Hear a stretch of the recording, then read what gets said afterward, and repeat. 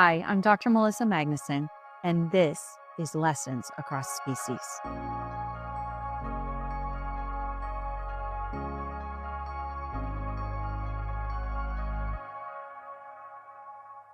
One of the most dangerous things about dehydration is that it usually does not look dramatic in the beginning. Recently, my 90-year-old mother-in-law became sick after eating something that upset her stomach. She had vomiting, diarrhea, the kind of illness most people assume just needs a little bit of rest and time. But then something familiar started happening. She stopped drinking, partly because she felt nauseated, but partly because she didn't want to trigger more vomiting. She became quieter, colder, weaker. She curled up under blankets and wanted everyone to leave her alone. Within about a day and a half, she was in the hospital receiving IV fluids. And sitting there with her, I realized I was watching something I see in veterinary medicine all the time. A dehydrated cat can often hide under the bed. A tiny dog with vomiting and diarrhea becomes lethargic and cold. A rabbit stops eating entirely because dehydration slows the gut down. Different species, same physiological pattern.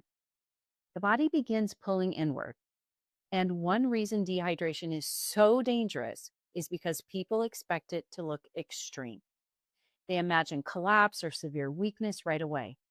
But early dehydration often looks deceptively quiet, like fatigue, withdrawal, nausea, sleeping more, not wanting food, not wanting interaction. The body gets quieter before it crashes. Bodies run on fluid. Blood pressure depends on it. Kidney function depends on it. Digestion depends on it. Temperature regulation depends on it.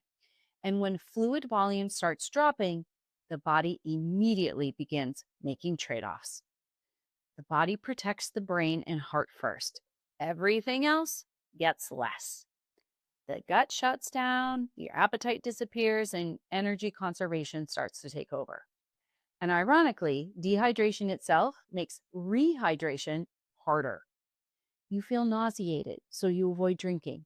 You feel weak, so getting up for water feels exhausting. And then you feel cold, so you curl inward instead of seeking help. I see this in humans and animals constantly. This matters tremendously in small animals.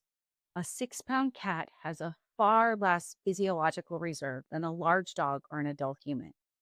When tiny patients develop vomiting or diarrhea and stop eating or drinking, things become dangerous very quickly, sometimes within 24 hours. And because the signs seem mild at first, many people wait a lot longer than they should. He's just tired. She's hiding because she doesn't feel good. He only vomited once. But underneath those subtle symptoms, circulation may be already struggling. One reason IV fluids can feel almost miraculous is because hydration is so foundational to how the body functions. Fluids are not magic. They don't cure every illness, but when circulation improves, kidneys perfuse better, nausea often improves, appetite returns. The body stops operating in survival mode. Sometimes the most important treatment is not complicated. It's foundational. One thing caring for both humans and animals has taught me is that the body speaks a surprisingly shared language across species.